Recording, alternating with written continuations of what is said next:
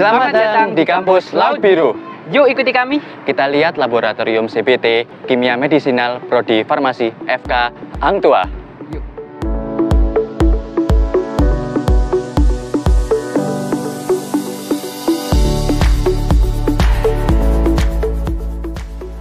Mungkin di antara kalian masih ada yang bingung kan apa itu kimia medisinal? Nah, kimia medisinal adalah suatu metode pengembangan obat-obatan yang berfokus pada desain senyawa yang berhubungan dengan mekanisme kerja obat.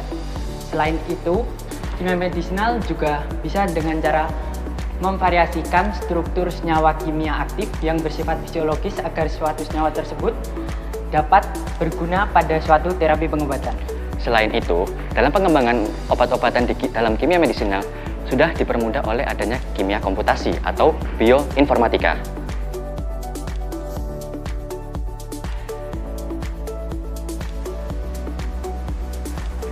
Langsung saja yuk kita intip beberapa program yang digunakan dalam praktikum kimia medisinal.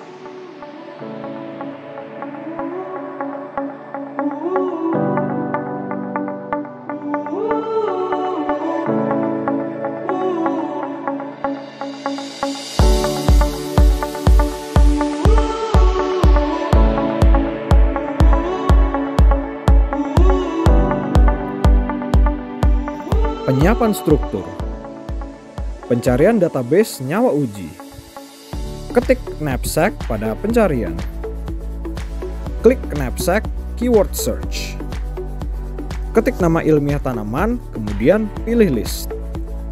Akan didapatkan metabolit-metabolit senyawa dari tanaman uji.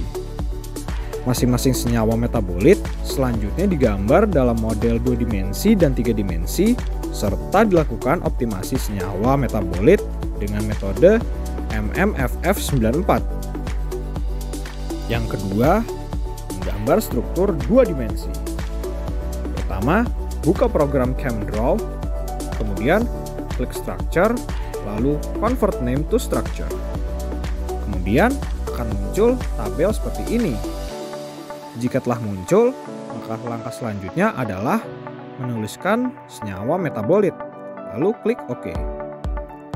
Maka secara otomatis akan muncul struktur sebagai berikut. Jika menulis tidak sesuai dengan nama yang seharusnya, maka akan muncul seperti di bawah ini. Yang ketiga, mencari sifat fisikokimia. Beri kotak pada struktur tersebut, kemudian klik View, klik Show Analysis Window, klik Paste, formula berat molekul dan analisis elemen dari senyawa obat. Beri kotak pada struktur tersebut, kemudian klik View, klik Show Chemical Properties Window, kemudian klik Paste. Nah, kita akan mengetahui sifat kimia fisika seperti titik didih, titik lebur, nilai log P, refraksi molar, panas pembentukan, dan lain-lain dari senyawa obat.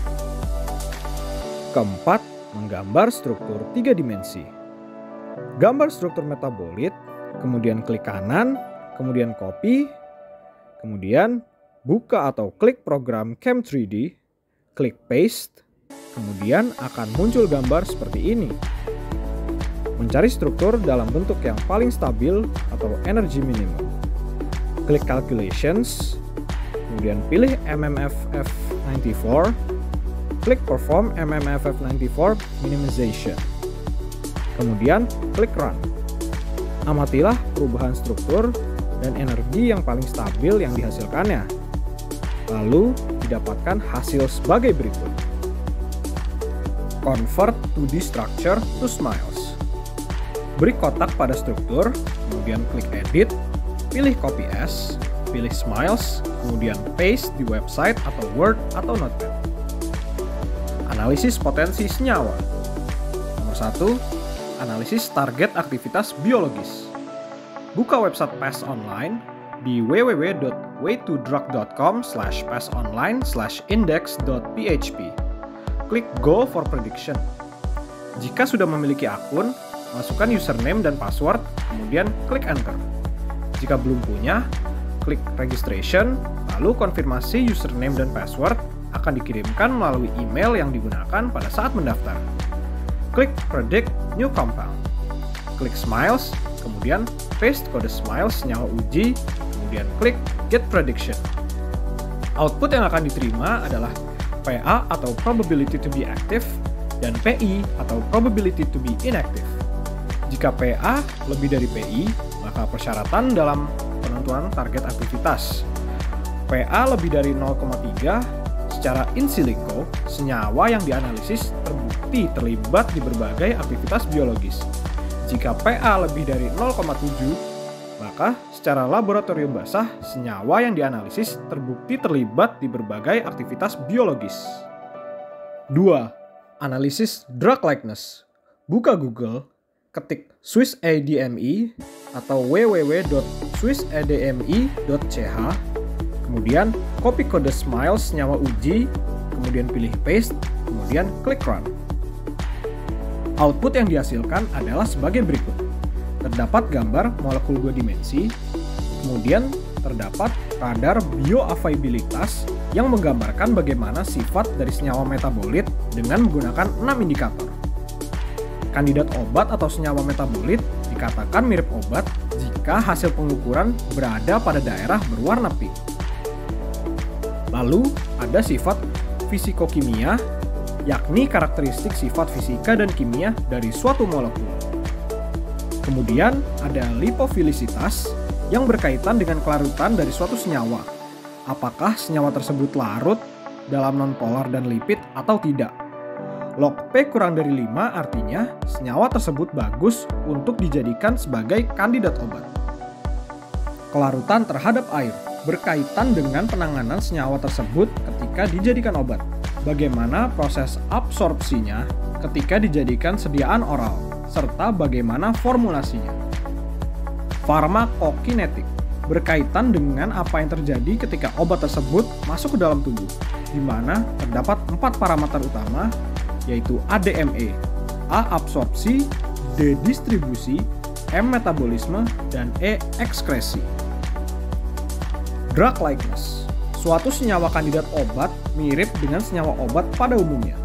Ada berbagai rule atau panduan untuk menentukan senyawa metabolit untuk menjadi kandidat obat yang baik adalah: yang pertama, Lipinski Rule of Five.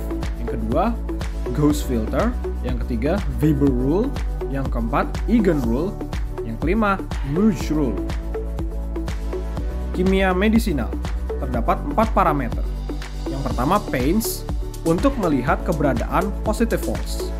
Yang kedua, Rank. Terdapat 105 senyawa yang diindikasikan berbahaya, reaktif, dan bisa mempengaruhi metabolisme. Yang ketiga, Lead likeness, untuk melihat seberapa bagus senyawa tersebut menjadi obat. Yang keempat, Synthetic accessibility, untuk memprediksi bagaimana senyawa metabolit tersebut bisa disintesis sebagai obat. Jika skor 1, maka sangat mudah untuk disintesis. Jika skor 10, maka sangat sulit untuk disintesis. Ketiga, analisis farmakokinetika. Buka Google, ketik PKCSM atau akses link berikut, klik predict, kemudian copy kode SMILES senyawa uji, pilih paste, kemudian klik admit. Output yang dihasilkan dapat kalian lihat pada beberapa gambar berikut. Keempat, analisis toksisitas.